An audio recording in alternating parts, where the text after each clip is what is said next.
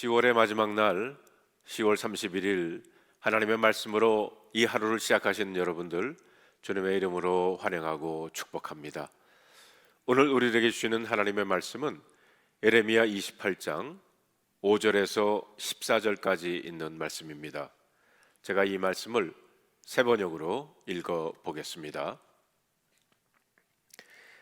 그러자 예언자 예레미야가 주님의 성전에 서 있는 제사장들과 온 백성이 보는 앞에서 예언자 하나니야에게 대답하였다. 그때의 예언자 예레미야는 이렇게 말하였다. 아멘. 주님께서 그렇게만 하여 주신다면 오죽이나 좋겠소.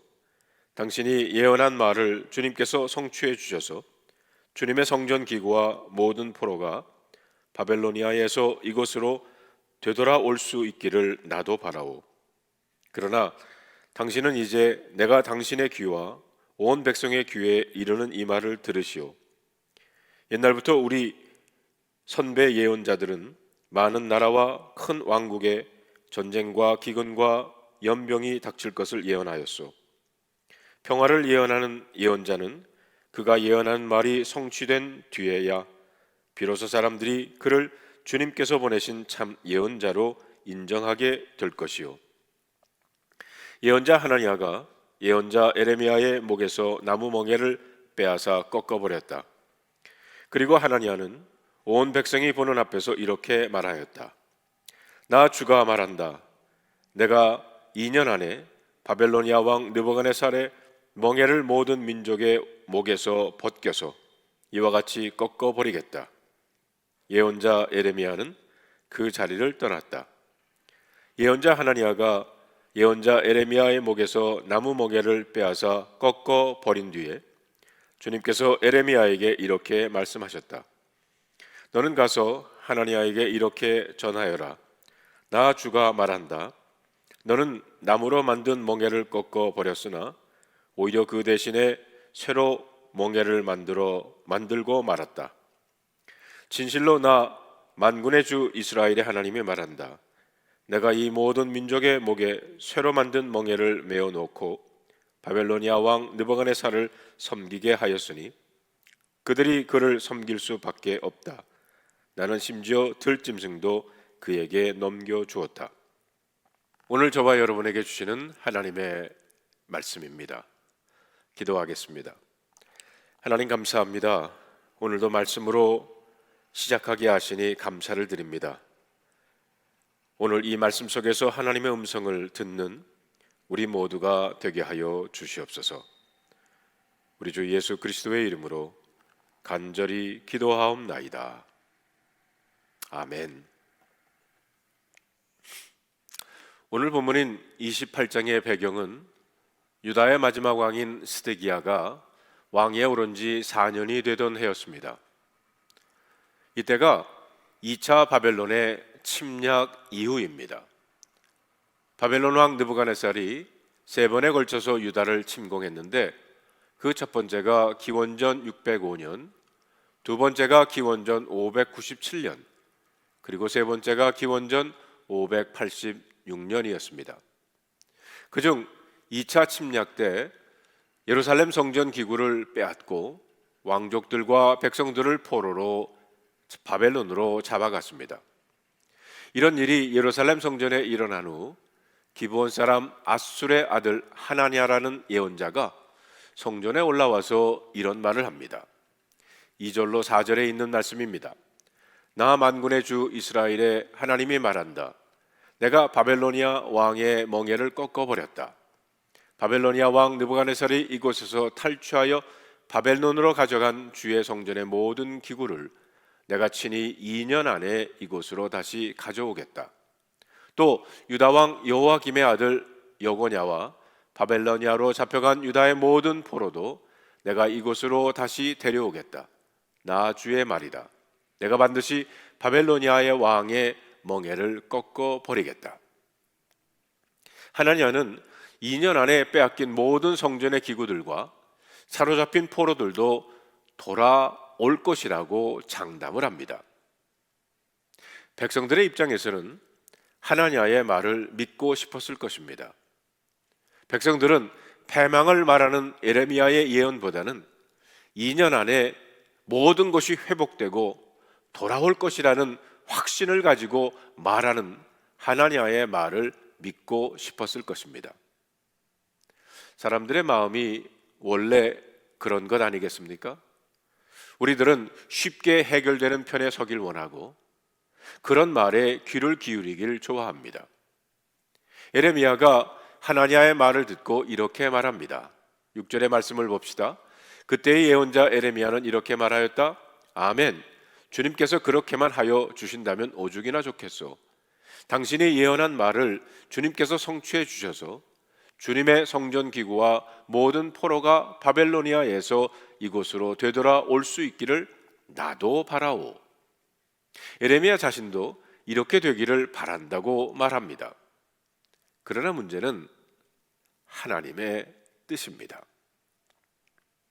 9절에 보면 평화를 예언하는 예언자는 그가 예언한 말이 성취된 뒤에야 비로소 사람들이 그를 주님께서 보내신 참 예언자로 인정하게 될 것이요 라고 했습니다. 당신이 하는 말이 진짜인지 거짓인지 2년을 기다려 보자는 겁니다.